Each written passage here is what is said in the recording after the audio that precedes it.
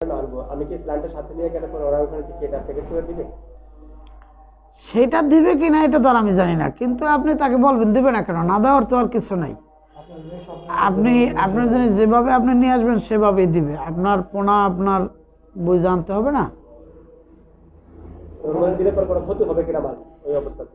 হ্যাঁ ওই অবস্থাতে কোনো ক্ষতি হবে কিনা, কারণ ওরা তো প্যাকেট করে অক্সিজেন দিয়ে দেয় মাছ। হ্যাঁ, অক্সিজেন দেবে, এটা ক্ষতির কোনো ই নেই, এটা উপকারী। অ্যামোনিয়া রিমুভ করার জন্য যে আমি পানি ছাড়লাম, আর 10 লিটার ছাড়লাম, এটা এগেনস্টে 10 লিটার পানি দিলাম, এখন কি এটার সাথে সাথে আমার এফসিও বা চুন বা লবণ, চুন লবণ এগুলো এই জন্য তো দৈনিক পরিমাণ করবেন কেন? যদি পানি পরিবর্তন এবং পানি অ্যাড, আপনার প্রশ্ন হলো যে দৈনিক পানি আউট করলে তার সাথে সাথে পিএইচ টিডিএস ঠিক রাখবো কিনা? হ্যাঁ, অবশ্যই রাখবেন। কি পরিমাণে আমার লবণ কতটুকু এটা আপনার মিটারে বলবে, মিটার চেক করলে আপনি বলতে পারবেন। এটা আপনার শিখতে লাগবে 2 দিন 3 দিন, কারণ আপনি যখন এই 3 কেজি লবণ মিক্সার করলেন একটা বালতিতে, তখন আপনি 3 কেজি লবণ দিবেন না পুরাটা, 1 কেজি 3 ভাগের 1 ভাগ দিয়া পরিমাণ করলেন, দেখলেন 100 মিটার বাড়ছে। 1 কেজিতে যদি 100 বাড়ে তা আর 2 কেজিতে কত বাড়বে? 200 বাড়বে না? এই হিসাবটা আপনি দেওয়া শুরু করলে অটোমেটিকলি আগের থেকে বুঝবেন এতটুকু দরকার টিডিএস, আমি এতটুকু লবণ দিলে এতটুকু বাড়বে। আর ইয়ের কিন্তু হ্যাঁ, টিএসের ক্ষেত্রে এরকমটাই। জি, পোনা ছাড়ার আগে কি আপনার ওই এফসিও দেওয়া যাবে না? না, পোনা ছাড়ার আগে এফসিও দেওয়া যাবে না। কারণ হলো এফসিও দিলে তখন মাছটা সাইড এফেক্ট করে এবং নতুনত্ব সে সাদা পানির মাছ, এটা তার সহ্য করতে একটু মানায় নিতে কষ্ট হয়। পর্যায়ক্রমে আমরা এই এফসিওটা যোগাযোগের মাধ্যমে, একান্ত যোগাযোগ আপনার লাগবে, যোগাযোগের মাধ্যমে বলবো। কতদিন পর দেওয়া যায়? মাছটা ছাড়া কত ঘন্টা বাদে? এটাই তো বললাম যে এটা মাছের গতির উপর নির্ভর। মাছ ট্যাঙ্কে দেওয়ার 2-3 দিনের মধ্যে কি পরিমাণ তার গতি আসলো, খাবারের গতি কি, চলাফেরার গতি কি, এইটা দেখতে হবে। আবার ঘা হইলো কিনা, সবচেয়ে বড় কথা হলো লেজে ঘা মা হইলো কিনা। এটা কি বলতে চাইছেন যে মাছ আমি ছাড়বো এফসিও ছাড়া? জি, তো এটার গতিবিধি যে আমি অল্প অল্প করে দিব নাকি? হ্যাঁ, অল্প অল্প দিবেন। কোনোদিন দিতে হবে 1 লিটার, কোনোদিন 2 লিটার, কোনোদিন 3 লিটার, কোনোদিন আধা লিটার। এটা ওই পানির অবস্থা। আপনি এই প্রথম 10 দিন আমার কাছে জিগে জিগে করবেন, তারপরে আপনি এই 10 দিন বা 4-5 দিন চালানোর পর আপনি নিজের একটা অভিজ্ঞতা চলে আসবে। আধা লিটার দিলাম, এখন যেভাবে দিতে দিতে আস্তে আস্তে বাড়াইতেছি, এটা পূর্ণ মাত্রা রাখতে গেলে একটা আনুমানিক যে 10,000 লিটারে আমার কতটুকু এফসিও দিতে হবে? দৈনিক 1 লিটার 2 লিটার সর্বোচ্চ, এর বেশি না। না, 1-2 লিটার দৈনিক দিলাম, সবসময় তো আর এই এফসিওটা দিতে হবে না। হ্যাঁ, এটা ওই যে 40% যখন ফ্লক হয়ে যাবে আপনার ওইটা মাপার হইলো ওই রিমুভ কোন, ওইটা দিয়ে আপনি দেখবেন 40% হইলো কিনা। আছে মাত্র 10%, বোঝা গেল ফ্লক অনেক কম, এফসি একটু বাড়াই দেওয়া দরকার।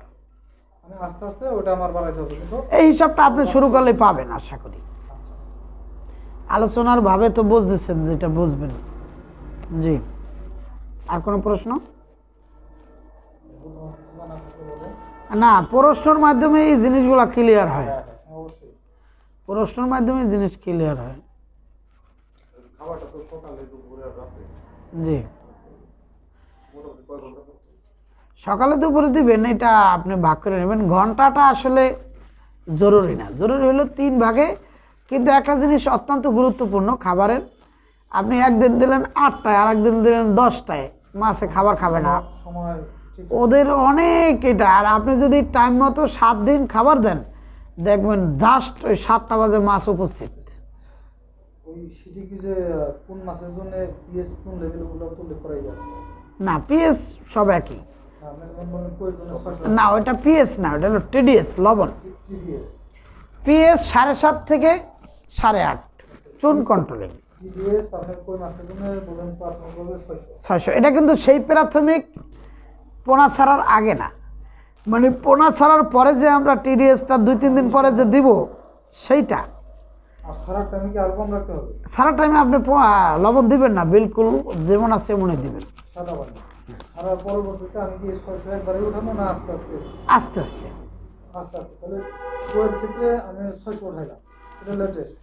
আর ওই শিং মাগুরে বললেন 400। 400। এখানে পাবদা ট্যাংরা এগুলো কি কত? এগুলো এই পাবদা ট্যাংরা এগুলো 400, পাবদা চিংড়ি মাছের 900। চিংড়িতে শুধু বেশি। হ্যাঁ জি।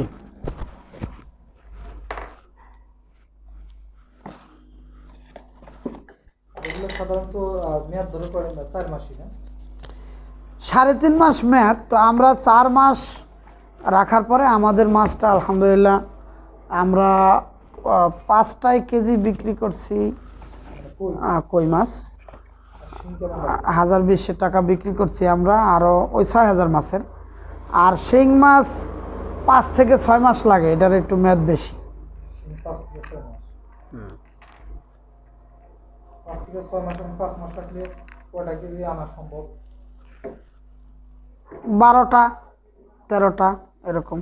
কেজিতে? হ্যাঁ, আর ওই যে পাবদা পাবদা 20টা 25টা।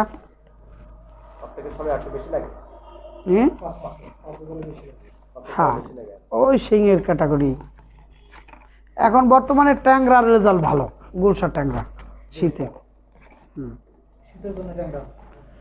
শীতে শুধু শিং মাছটাই একটু সমস্যা। শীতের জন্য আব্দুল্লাহ ভাইরে, পানি ঠিক রাখার জন্য হ্যাঁ, কি কি প্রোডাক্ট দেওয়া যেতে পারে পানিকে?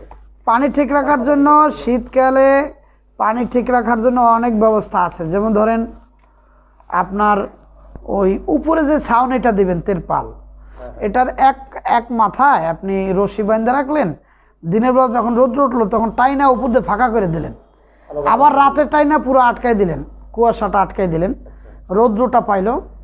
এরপরে আপনি চারদিকে আবার ওই যে পলিথিন ঝুলাই রাখলেন, দিনের বেলা উঠে দিলেন, রাতে ছেড়ে দিলেন। রাত্রে না আসে। হ্যাঁ, এই সিস্টেমগুলো করতে পারেন। এরপরে হিটার আছে, হিটার ব্যবহার করতে পারেন। ট্যাঙ্কের ভিতরে? জি, সেটা আলাদা। নাকি ট্যাঙ্কের ভিতরে নাকি এটা বাইরে ব্যবহার করতে হবে রুমের জন্য? না না, ট্যাঙ্কির ভিতরে। পানির মধ্যে? এটা মাছ চাষের জন্য জি। স্ট্যান্ডার্ড বা পানির তাপমাত্রা কত? সর্বোচ্চ কত, সর্বনিম্ন? সর্বনিম্ন 22, সর্বোচ্চ হলো আপনার 32। গরমের দিনে যখন 32 উপরে উঠে যায় তখন কি করণীয়? উঠবে না, ঠান্ডা পানি দিবেন। পানি তো আছেই, ঠান্ডা পানি, কলের পানি দিলে দেখবেন একেবারে ঠান্ডা। এই পানির যে তাপমাত্রাটা এটা মাপার জন্য কিছু আছে? তাপমাত্রা মিটার আছে, টেম্পারেচার মিটার? টেম্পারেচার। পানির জন্য এটা জি। আর যদি কোনো কারণে কারেন্ট ফেল করে কয়েক ঘন্টা পর্যন্ত পাম্প বন্ধ রাখলে? হ্যাঁ, বিদ্যুৎ ফেল করলে আপনার 1 ঘন্টা রাখলেও কিছু ক্ষতি হবে। এটা আসলে রাখা যাইতে পারে, ওই চিন্তা করা। হ্যাঁ 1 ঘন্টায় ক্ষতি হবে? হ্যাঁ, ক্ষতি হবে, অবশ্যই ক্ষতি হবে। আমি জানতে চাচ্ছি আপনাদের 1 ঘন্টায় ক্ষতি হবে? হবে হবে, তার মতলব আপনার 24 ঘন্টার মধ্যে 24 ঘন্টাই ওটা চালু রাখতে হবে। বিদ্যুতের বিকল্প সৌর বিদ্যুৎ এবং ওই যেটাকে বলে আইপিএস, এগুলোর ব্যবস্থা ছাড়া কোনো মতে সম্ভব না।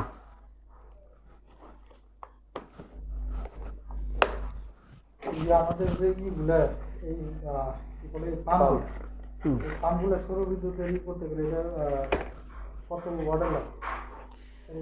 এইটা পাম্প, আপনার পাম্প যদিও বড় দেখেন বা কাজ বড় দেখেন, কিন্তু এগুলোর ওয়াট বেশি না। একটা পাম্পে 200 ওয়াটের মতো একটা বাতির মতো ই করে। আমাদের 5টা মেশিন চলে আমাদের প্রজেক্টে, এবং ঘরের ফ্যান বাতি সব এগুলো মিলে টোটাল দেখা যায় কোনো মাসে 900 টাকা, কোনো মাসে 1200 টাকা বিল আসে। 5টা মেশিন। এগুলোর ওয়াট, এই যে AC00 যেগুলো, এগুলো হলো 12 ওয়াট, 12 ওয়াটের। এই যে একটা যে এসিও হ্যাঁ, এটা 12 ওয়াট। এটা কি সবার ছোট? সবচেয়ে ছোট এটা? না না, সবচেয়ে ছোট আছে এই 4-1, এটা কত লিটারের পানি করা যাবে? 10,000 লিটার। 10,000 মাত্র 12 বার। এগুলো তো সৌর বিদ্যুতের নরমাল গুলো দিয়ে করা যাবে। হ্যাঁ, আমরা তো একটা আইপিএস যেটা 200 ওয়াট এবং ভোল্টেজ হলো 400, এটা দিয়ে আমি চালাইতেছি 5টা মেশিন, ছোট্ট আইপিএস। আপনি ওটাও লাগে না, আপনার সরাসরি যদি আইপিএস এর সাথে কি আপনি ব্যবহার করতেছেন? সোলার নাকি ব্যাটারি কারেন্টে চার্জ হয়, হ্যাঁ হ্যাঁ। ব্যাটারি।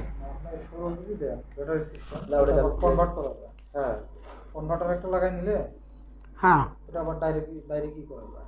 ডাইরেক্ট সোলার থেকে ডিসি আসলো ওই এসি কনভার্ট করবে। হ্যাঁ হ্যাঁ, অত্যন্ত সুন্দর এটা। অল্প টাকা দাম নেয় একটা কনভার্টার।